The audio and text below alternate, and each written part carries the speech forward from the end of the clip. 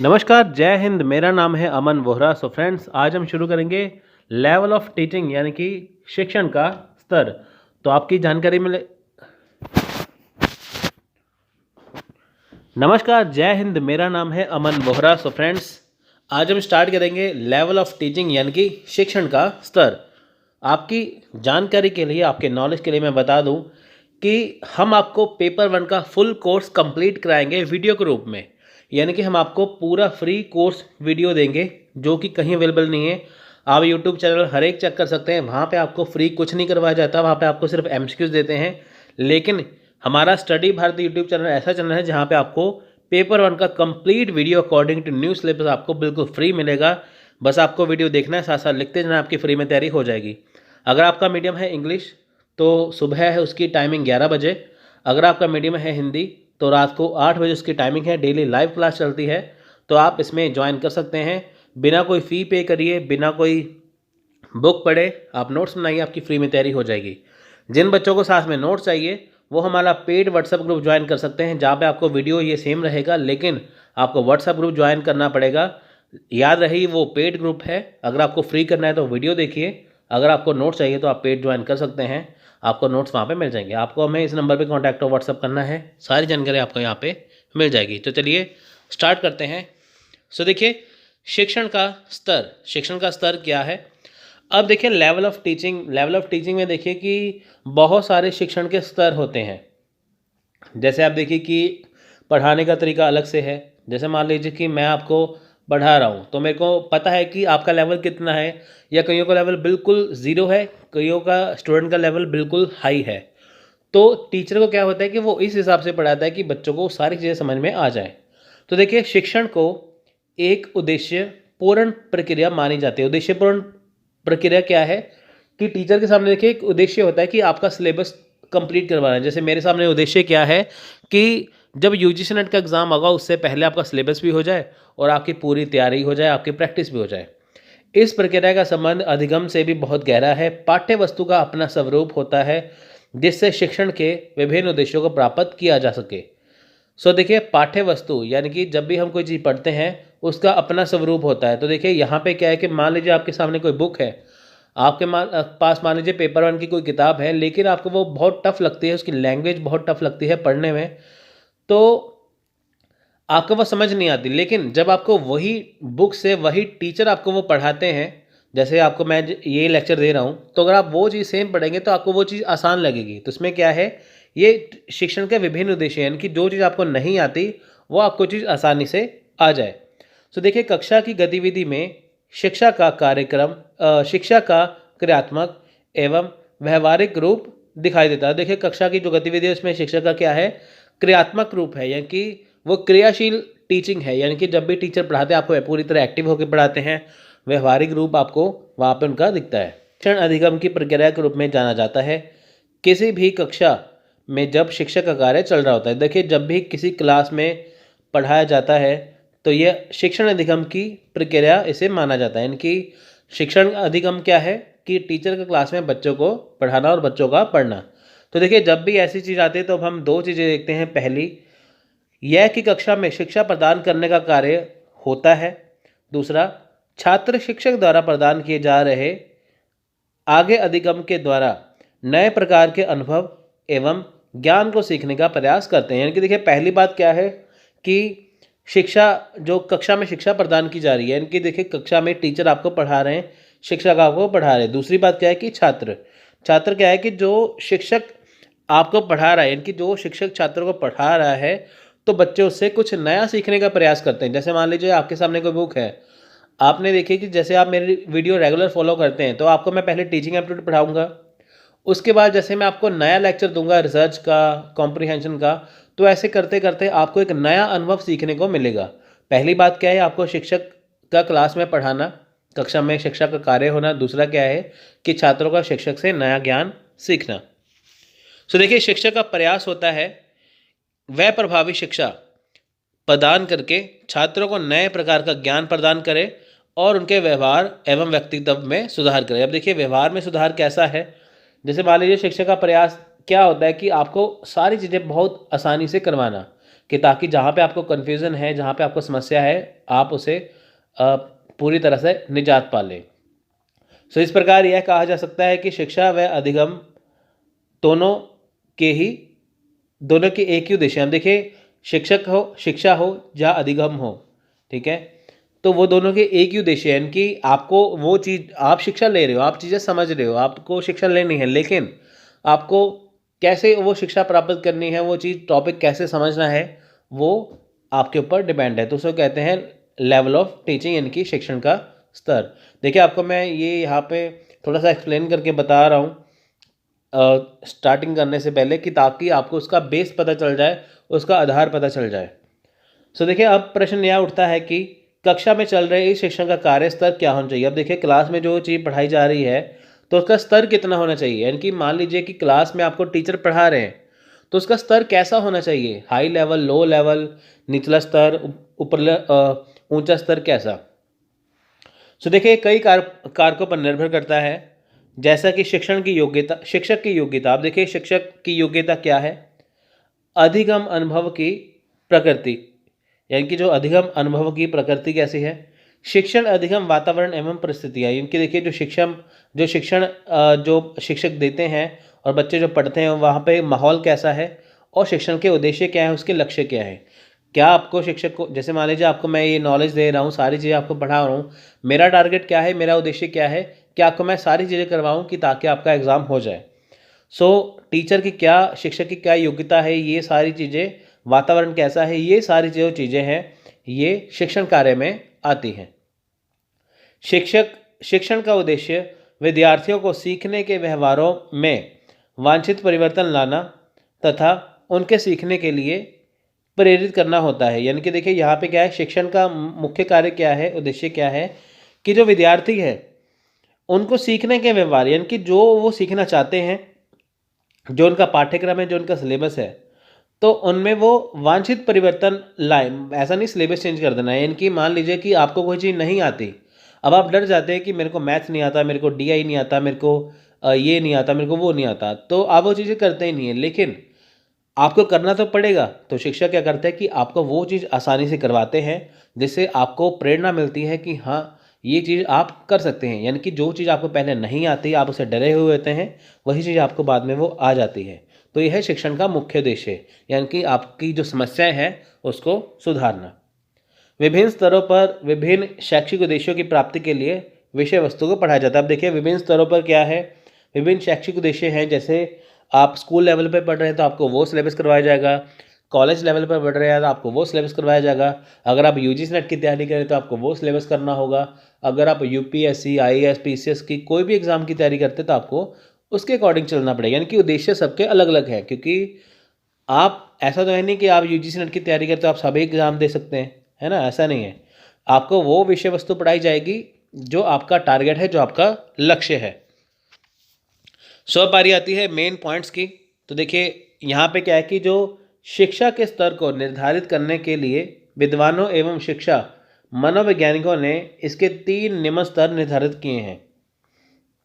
यानी कि क्या है, इसके 3 निम्न स्तर है। कौन से स्तर है, देखिए, पहला है स्मृति स्तर, यानी कि जिसे चिंतन स्तर, सॉरी, यहाँ पे पहला है स्मृति स्तर, मेमोरी लेवल ऑफ टीचिंग, जिसे देखिए यहाँ पे भी मैंने डिफाइन किया है। नेक्स्ट है बोध स्तर, अंडरस्टैंडिंग लेवल ऑफ टीचिंग। तो लास्ट में है चिंतन स्तर, रिफ्लेक्टिव लेवल ऑफ टीचिंग। तो आप इसे ऐसे भी देख सकते हैं। देखिए, सबसे पहले स्मृति स्तर आएगा, फिर बोध, फिर चिंतन। यहाँ पे आपका मेमोरी लेवल है इतना सा, यहाँ पे बढ़ जाएगा, यहाँ पे बहुत ज़्यादा बढ़ जाएगा। सो हम इसे एक एक बार में करेंगे कि ताकि आपको वो चीज़ अच्छे से समझ में आ जाए। इस वीडियो को मैं 2 पार्ट में बनाऊंगा कि ताकि आपको अच्छे समझ में आ जाए। पहले पार्ट में हम स्मृति स्तर करेंगे, उसके बाद हम अगले पार्ट में बोध और चिंतन स्तर करेंगे। सो देखिए, यहाँ पे हम मेमोरी लेवल ऑफ टीचिंग करते हैं, इनकी स्मृति स्तर करते हैं, जानते हैं वो है क्या। सो देखिए, तो अब हम बात करते हैं स्मृति स्तर की, इनकी मेमोरी लेवल ऑफ टीचिंग के बारे में। तो जानते हैं इसके प्रस्तावक कौन है, इनकी, इसे किसने दिया है। तो देखिए, इसके प्रस्तावक है हर्बर्ट ने स्मृति स्तर, जो मेमोरी लेवल ऑफ टीचिंग है, उसे बनाया है, उसे डिफाइन किया था। सो जोहान फ्रेडरिक हर्बर्ट हैं ये। तो देखिए, ये बहुत अच्छा प्रेजेंटेशन है, आप कोई भी वीडियो चेक करिए, आपको ऐसा प्रेजेंटेशन नहीं मिलेगा, तो आप इसे अच्छे से पढ़िए, आपकी तैयारी अच्छे से हो जाए। तो देखिए समृद्धि स्तर का मतलब क्या है कि यहाँ पे आपको रटवाया जाता है हर एक चीज़ को। आपको यहाँ पे कुछ सोचना नहीं है, सिर्फ आपको रटना है चीज़ों को, एज इट इज़ ऐसे ही अपने दिमाग में बिठाना है। जैसे देखिए समृद्धि स्तर विचारहीन है, आप यहाँ पे कोई विचार नहीं कर सकते। इसे शिक्षण की प्रारंभिक अवस्था यानी कि सबसे पहली अवस्था है शिक्षण की। तो यहाँ पे मान लीजिए क्लास में टीचर आते हैं, उनको पता नहीं है कि बच्चों का लेवल क्या है, लेकिन पहले वो आपको बेसिक चीज़ें कराएंगे, आधार चीज़ें कराएंगे, बिल्कुल स्टार्टिंग से पहले आपको वो चीज़ें रटवाएंगे। जैसे फॉर एग्जांपल कि उदाहरण स्वरूप हम बात करते हैं कि भारत की जो आज़ादी थी वो थी 15 अगस्त 1947 को। तो आपको इसे रटना है कि भारत आज़ाद हुआ था 15 अगस्त 1947 को। आपको यहाँ पे कोई विचार नहीं करना कि क्यों हुआ था, लेकिन आपको ये रटना है, ठीक है। उसके बाद शिक्षण अधिगम की प्रक्रिया का सबसे निचला स्तर है। निचला स्तर मतलब सबसे पहले मेमोरी लेवल यानी कि स्मृति आएगा, फिर अंडरस्टैंडिंग आएगा, फिर सबसे ऊपर कौन सा आएगा, रिफ्लेक्टिव लेवल, तीसरा लेवल, ठीक है। तो ये क्या है, ये सबसे निचला स्तर है। तो देखिए इस स्तर के शिक्षण में केवल तथ्यों और सूचनाओं के प्रस्तुतिकरण एवं रटने पर बल दिया जाता है। यहाँ आपको मैंने पहले बताया ना, यहाँ पे आपको रटवाया जाता है हर एक चीज़ को, यानी कि आपको हर एक चीज़ यहाँ पे रटवाई जाती है। ऐसा नहीं है कि आपको यहाँ पे सिंपल सोचना है, आपको रटवाना है कि 15 अगस्त 1947 को भारत आज़ाद हुआ था, 2 अक्टूबर 1869 को गांधी जी पैदा हुए थे। तो आपको ये चीज़ें याद करनी है, बस आपको फैक्ट याद करना है बस।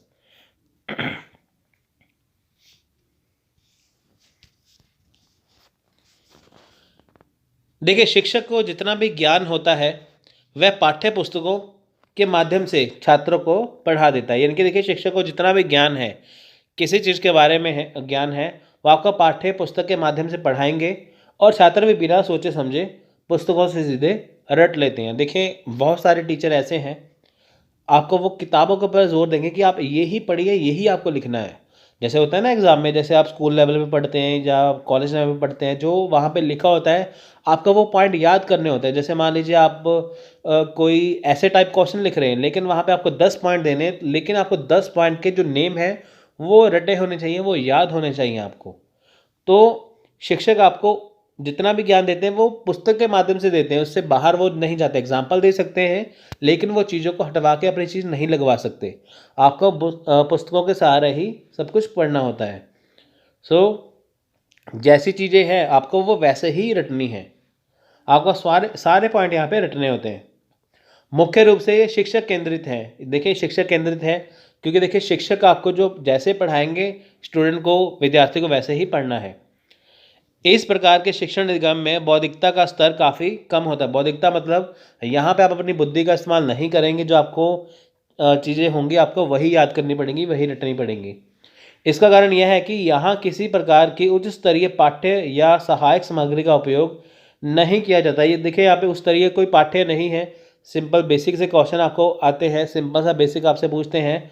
सहायक सामग्री भी यहाँ पे कुछ इस्तेमाल नहीं होती। सहायक सामग्री जैसे कोई डायग्राम बना दी, कुछ ऐसे कर दिया। देखिए वो चीज़ें आती है जब आपको बहुत डीप समझाना हो, अगर आपको रटवाना ही है वो तो बुक से ईजिली हो जाता है। सो देखिए इसमें शिक्षक एवं छात्र दोनों ही सबसे निम्न मानसिक धरातल पर अपनी भूमिका निभाते हैं। देखिए दोनों का मतलब शिक्षक को उतना ही पढ़ाना है, रटवाना है बस, यानी कि उतना ही पढ़ाएगा, ज़्यादा नहीं पढ़ाएगा। छात्रों को उतना ही रटना है जितना जो शिक्षक पढ़ाएंगे। तो इसमें क्या है, मानसिक धरातल बहुत निम्न स्तर का है, इनकी सिर्फ आपको सिंपल सिंपल करवाना है बस। इससे समृद्धि स्तर का शिक्षण भी कहा जाता है, क्योंकि इसमें शिक्षण का कार्य केवल समृद्धि के सहारे टिका होता है। इसके संबंध में मैरिस एल बेगी का मानना है कि इस स्तर के शिक्षण अधिगम का उद्देश्य दी गई विषय सामग्री या सूचनाओं को मात्र रट लेना होता है। अब देखिए यहाँ पे क्या है कि मैरिस एल बेगी या मॉरिस एल बेगी यहाँ पे क्या कहते हैं कि जो इस स्तर का जो शिक्षण अधिगम है उसका उद्देश्य क्या है कि सूचनाओं को या विषय सामग्री को रटना। वही बात आ गई इसमें। सो देखिए समृद्धि स्तर पर शिक्षण अधिगम का आयोजन। अब देखिए यहाँ पे क्या है, शिक्षण अधिगम का आयोजन। अब देखिए इस स्तर पर शिक्षण अधिगम जो है वो किस प्रकार से है वो देखते हैं। पहला है मुख्य उद्देश्य। देखिए शिक्षण पर जो समृद्धि स्तर उसका मुख्य उद्देश्य क्या है कि शिक्षण अधिगम का उद्देश्य मात्र ज्ञान प्राप्त करना होता है, कुछ भी नहीं। यानी कि आपको जो चीज़ पढ़ाई जाती है आपको बस वो रटना है और कुछ नहीं करना, उसमें आपको कोई भी बुद्धि नहीं लगानी। शिक्षक की भूमिका देखिए यहाँ पे क्या है, शिक्षक इस स्तर के शिक्षण अधिगम को सफल बनाने में शिक्षक की महत्वपूर्ण भूमिका है। देखिए शिक्षक की महत्वपूर्ण भूमिका क्यों है, क्योंकि वो आपको चीज़ को पढ़ाएगा, आप उसे अच्छे से पढ़ेंगे तभी आप आगे बढ़ पाएंगे। विषय वस्तु की प्रकृति एवं उसका प्रस्तुतिकरण। देखिए जो विषय वस्तु है वो क्या है, यानी कि स्मृति स्तर के शिक्षण अधिगम में विषय वस्तु को चुनने पर विशेष ध्यान दिया जाता है। आपको देखिए यहाँ पे दिया जाता है कि आपको कौन सी चीज़ें पढ़ानी है। शिक्षक क्लास में देखेंगे कि आपको कौन सी चीज़ पढ़ानी है, वो ध्यान देंगे, उस टॉपिक को चुनेंगे, उस विषय को चुनेंगे, फिर आपको वो आसानी से पढ़ाएंगे। शिक्षक हमेशा क्या करते हैं कि वो चीज़ पढ़ाते हैं जो सबसे आसान है, वो बच्चों के समझ में आ जाए। अब देखिए फिर उसका प्रस्तुतिकरण करना होता है कि पहले आपको कौन सी चीज़ पढ़ाएं। जैसे विषय वस्तु को पूर्णतः व्यवस्थित रूप में छात्रों के सामने प्रस्तुत किया जाता है, जिससे उन्हें अपनी बौद्धिक शक्ति पर ज़्यादा बल नहीं देना पड़ता। यहाँ पे क्या है कि शिक्षक जैसे मान लीजिए क्लास में आते हैं, आपको वो पढ़ाते हैं, तो पहले वो टॉपिक यानी कि विषय चुनते हैं, फिर उसे वो क्या करते हैं, बिल्कुल आपको व्यवस्थित रूप में पढ़ाते हैं। व्यवस्थित रूप मतलब आपको स्टार्टिंग से ABCD से वो पढ़ाएंगे बिल्कुल। जैसे आपने मेरा लेक्चर देखा होगा, जैसे हमने ये लेक्चर काफ़ी दिन से स्टार्ट किया है, तो आप इसमें देखेंगे जो बिल्कुल बेसिक से स्टार्ट किया ये, बिल्कुल धरातल से, तो धीरे धीरे करते करते करते करते हम यहाँ तक पहुँचे हैं। उसमें क्या है कि आपको मैं सारा कुछ व्यवस्थित रूप में करवा रहा हूँ। तो ऐसा ही कोई कॉलेज है, कोई यूनिवर्सिटी है, कोई स्कूल है, वहाँ पे शिक्षक क्या करते हैं कि आपको वो व्यवस्थित रूप में पढ़ाते हैं। जैसे मान लीजिए कि आपको वो राजा अशोक के बारे में पढ़ा रहे हैं, तो आपको वो अशोक का बताएंगे, वो कब पैदा हुए, इनके माँ बाप कौन थे, करते करते आपको वो पूरा एंड तक आपको बताएंगे। ऐसा नहीं है कि पहले बता देंगे वो अशोक उनके बच्चे ऐसे थे, फिर आप कह देंगे अशोक तब पैदा हुए थे। ऐसा नहीं है, आपको आसानी से समझ में आए, आप उसे अच्छे से पढ़े, तो वो आपको इस तरह से पढ़ाते हैं। छात्र की भूमिका। अब देखिए इस स्तर के शिक्षण अधिगम में अध्यापक की भूमिका, ये अध्यापक की भूमिका की तुलना में छात्र की भूमिका काफ़ी निम्न होती है। अब देखिए निम्न क्या है कि बच्चे अपना यहाँ पे दिमाग नहीं लगा सकते, शिक्षक को पता है कि आपको क्या पढ़ाना है और आपको वो पढ़ना है। वह कक्षा में अध्यापक द्वारा दिए गए ज्ञान को एक मूक दर्शक होते हैं कि जो कुछ नहीं बोलते की तरह बैठकर ग्रहण करता है, और शिक्षक जो भी नोट करवाता है सीधे उन्हीं को रट लेता है। यानी कि मूक दर्शक क्या है कि जो टीचर आपको बताएगा आपको वो करना ही है, आपको कुछ भी नहीं आगे करना, बस आपको वही करना है जो शिक्षक आपको बताएंगे। तो आपकी नेक्स्ट है शिक्षक विधियों की प्रकृति। देखिए शिक्षण विधियाँ क्या है। इस तरह के शिक्षण अधिगम में शिक्षक केंद्रित या विषय केंद्रित विधियों को अपनाता है। इसमें शिक्षक एक तरफा बोलता रहता है तथा उसे इस बात की कोई परवाह नहीं होती कि छात्र उसे समझ पा रहे हैं या नहीं। अब देखिए यहाँ पे शिक्षण विधि क्या है, यहाँ पे देखिए मान लीजिए कि शिक्षक केंद्रित है ये और विषय केंद्रित है। देखिए कई बार विषय ऐसे होते हैं, सब्जेक्ट ऐसे होते हैं, बहुत बोरिंग होते हैं, लेकिन शिक्षक का काम है उसे पढ़ाना, चाहे बच्चों को समझ में आए, चाहे बच्चों को बोरिंग लगे, लेकिन वो बोलते रहते हैं और बच्चे उसे सुनते रहते हैं। कक्षा का वातावरण एवं तथा संसाधन। अब देखिए इस स्तर के शिक्षण अधिगम में कक्षा के वातावरण को अच्छा बनाने का प्रयास नहीं किया जाता। अब देखिए कक्षा का वातावरण ऐसा नहीं है, वातावरण मतलब शिक्षक पढ़ा रहे, बच्चों को मज़ा नहीं आ रहा, समझ नहीं आ रहा, तब भी वो पढ़ाते रहते हैं। इसमें विभिन्न प्रकार के शैक्षिक संसाधनों, सहायक सामग्रियों तथा अन्य तकनीकों का भी उपयोग नहीं किया जाता। देखिए यहाँ पे अन्य तकनीकों का उपयोग क्यों नहीं किया जाता, देखिए यहाँ पे काम क्या है, रटवाना, बुक से पढ़ाना, बुक से रटवाना। यहाँ पे कोई भी प्रेजेंटेशन नहीं देनी, यहाँ पे कोई भी डायग्राम नहीं बनानी। इसलिए परीक्षण या मूल्यांकन व्यवस्था। देखिए इस तरह के शिक्षण अधिगम में परीक्षण मूल्यांकन की कोई विशेष प्रणाली नहीं अपनाई जाती। अब देखिए इसमें छात्र ने रटकर क्या ज्ञान प्राप्त किया, मात्र यह देखा जाता है। देखिए एंड में यह देखा जाता है कि जो शिक्षक ने पढ़ाया है, बच्चों ने पढ़ा है, क्या उन्होंने रट लिया।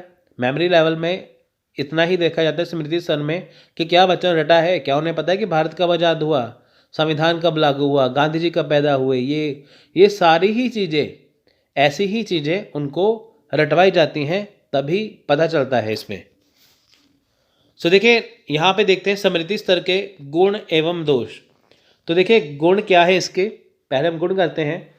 इस स्तर के शिक्षण अधिगम में अध्यापक की प्रधानता होती है। उसे शिक्षक कार्य को किस प्रकार से संपन्न किया जाए, इस बात की पूरी स्वतंत्रता होती है। देखिए यहाँ पे क्या है, शिक्षक की या अध्यापक की प्रधानता है।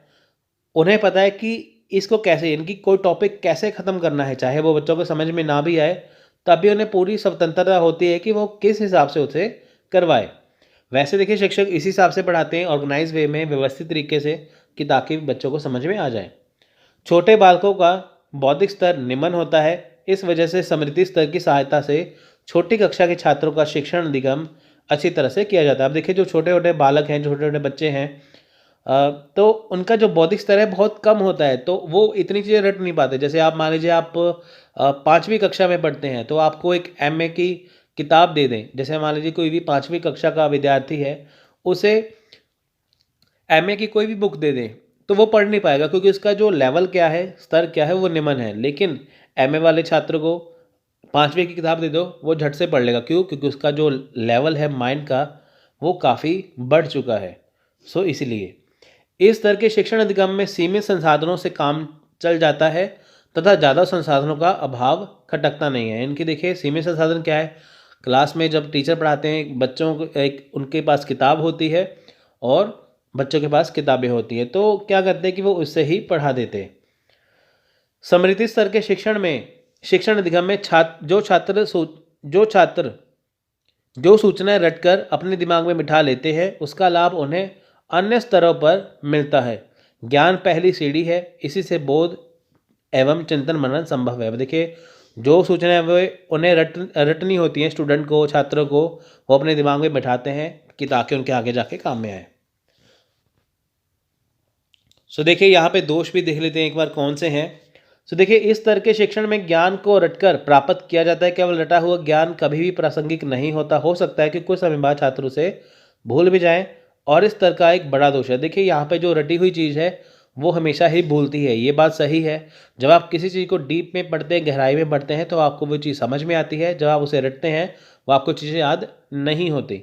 बहुत सारी चीज़ें ऐसी, जैसे आप देखिए फ्रीडम फाइटर हैं हमारे देश के, है ना, स्वतंत्रता सेनानी, आपको उनका माता पिता का नाम नहीं पता होगा, आपको उनका बचपन का नाम नहीं पता होगा कईयों का, आपको उनका डेट ऑफ बर्थ नहीं पता होगा। बहुत सारी चीज़ें ऐसी हैं जो नहीं पता है। आप देखिए फॉर एग्जांपल, जैसे आगे जाके जैसे आगे जाके देखिए कि बहुत सारी ऐसी चीज़ें हैं। जैसे मान लीजिए कोई, अभी मैंने आपको पीछे जो राइटरों के बारे में बताया, या एक राइटर का जब नाम आया था मैंने आपको पढ़ाया, आपको ये नहीं पता होगा कि किस राइटर ने क्या कहा है, क्योंकि देखिए रटी हुई चीज़ हमेशा ही भूलती है। प्राप्त किए ज्ञान को तभी उपयोगी माना जा सकता है जब व्यवहारिक जीवन में उसका उपयोग हो। इस स्तर के जीवन अधिगम में जो ज्ञान प्राप्त किया जाता है वह व्यवहारिक तो होता ही नहीं है। यानी कि देखिए इस वजह से इस स्तर को ज़्यादा उपयोगी नहीं माना जाता। देखिए यहाँ पे क्या है कि जिसमें ज्ञान प्राप्त किया जाता है वो ज़्यादा उसका उपयोग नहीं है, क्योंकि देखिए आपको वो चीज़ें रटनी है, वो आपके जीवन में काम कभी नहीं आएंगे। अब देखिए आपने हिस्ट्री पढ़ी है, वो आपके कभी काम नहीं आती, है ना, तो इसलिए वो आपको चीज़ें सिर्फ पढ़ाई के लिए रटनी होती हैं। स्मृति स्तर के शिक्षण अधिगम को मानसिक शक्तियों के विकास की दृष्टि से पूरी तरह से अनुपयोगी माना गया है। इस स्तर के शिक्षण अधिगम से छात्र में निर्णय लेने, समस्याओं का समाधान करने जैसी शक्तियों का विकास नहीं हो पाता। इससे उसकी मानसिक शक्तियाँ भी विकसित नहीं हो पाती। यहाँ पे देखिए कि छात्रों की मानसिक शक्तियाँ क्या है, उनमें सोच समझने की शक्ति नहीं आती। वो उनको ये पता होता है कि टीचर हमें ये पढ़ाया है, हमें ये पढ़ना है, वो ये नहीं सोचते कि ये क्यों ऐसे है। तो यहाँ पे क्या है कि ज़्यादा मानसिक विकास नहीं होता, इसलिए यह अनुपयोगी होता है। स्मृति स्तर के शिक्षण अधिगम से छात्रों में अनुशासनहीनता को बढ़ावा मिलता है। इसमें शिक्षक एक तरफा ज्ञान प्रदान किया जाता है, जिसे छात्र निष्क्रिय बनते हैं। इसकी वजह से उनमें अनुशासनहीनता का बढ़ावा होता है। अब देखिए यहाँ पे क्या है कि बच्चों को अगर मन ना हो पढ़ने का, तब भी उन्हें पढ़ना ही है, क्योंकि शिक्षक का काम है पढ़ाना, छात्रों का काम है पढ़ना। इससे उनमें अनुशासनहीनता आती है, क्योंकि देखिए चाहे वो जैसे मर्जी हैं, लेकिन वो क्लास में उतना मन लगा के पढ़ेंगे नहीं जितना उन्हें पढ़ना होता है, क्योंकि उन्हें पता है कि टीचर हमें रटवाएंगे, तो इसलिए वो पढ़ते ही हैं। इस स्तर का शिक्षण अधिगम शिक्षक तथा विषय प्रधान होता है। तथा इसमें छात्र को अंत क्रिया के अवसर प्रदान नहीं किए जाते। इसकी वजह से कक्षा में नीरस एवं बोझिल वातावरण को जन्म देता है। सफल शिक्षण अधिगम के लिए कक्षा में जिस प्रकार स्वस्थ और सजीव वातावरण होना चाहिए उसकी पूरी तरह से अभाव पाया जाता है। देखिए यहाँ पे वही बात है ना, नीरस बोझिल क्या है, बच्चों को मान लीजिए मैथ का कोई क्वेश्चन नहीं आता, समझ ना भी आए, कोई चीज़ कोई भी टॉपिक समझ ना आए, तब भी उन्हें पढ़ना ही पड़ता है। उन्हें बोझ लगने लगता है कि ये हमें क्यों पढ़ाया जा रहा है, क्योंकि देखिए उनको पता है कि रटना है, करना ही है, इसलिए। तो लास्ट में हम करते हैं अंत में स्मृति स्तर के शिक्षण के लिए सुझाव, यानी कि suggestion for memory level of teaching. देखिए यहाँ पे क्या है, शिक्षक को चाहिए कि वह केवल ज्ञानात्मक उद्देश्यों को प्राप्त करने का प्रयास करे। देखिए शिक्षक को यहाँ पे चाहिए कि वो थोड़ा थोड़ा बता दे साथ में कि जो आप चीज़ पढ़ रहे हैं वो क्यों है, थोड़ा सा एक्सप्लेन कर देना चाहिए। प्रस्तुत की जाने वाली पाठ्य वस्तु सार्थक होनी चाहिए। देखिए वो बिल्कुल सिलेबस के अकॉर्डिंग होनी चाहिए। शिक्षण के सभी बिंदुओं को समग्र रूप में प्रस्तुत किया जाना चाहिए। देखिए यहाँ पे क्या है कि जो शिक्षण के सभी बिंदु हैं उसे समग्र रूप यानी कि वो उसे इस हिसाब से बताए व्यवस्थित रूप से, और थोड़ा थोड़ा साथ में नॉलेज देता रहे कि ताकि बच्चे ये जान पाए कि जो वो सीख रहे हैं वो क्यों सीख रहे हैं, उसका मतलब क्या है। पाठ्यक्रम को क्रमबद्ध रूप में प्रस्तुत करना। देखिए क्रमबद्ध क्या है, जैसे लेसन 1 2 3 4, जैसे मैं आपको पढ़ाता हूँ यूनिट 1 2 3 4 करके 10 तक पढ़ाऊँगा, ऐसे। पुनर्बलन प्रणाली का प्रयोग करना चाहिए। देखिए पुनर्बलन प्रणाली का प्रयोग बिल्कुल करना चाहिए। इससे क्या है कि छात्रों को बल मिलता है कि ताकि वो जो चीज़ सीखते हैं वो जान सके वो चीज़ क्यों सीख रहे हैं। जब विद्यार्थी थके हुए हों तो शिक्षण नहीं करना चाहिए। देखिए कई बार बच्चों का मूड नहीं होता तो उन्हें तब ना पढ़ाए, अगले दिन पढ़ा दें, जिससे क्या है कि छात्र पूरी तरह से क्रियाशील होकर सीखेंगे। सो फ्रेंड्स ये था आज का लेक्चर। तो अगर आपको अच्छा लगा तो लाइक और शेयर करना मत भूलिए। मिलते हैं अगली वीडियो में, तब तक के लिए धन्यवाद, थैंक यू, जय हिंद, जय भारत।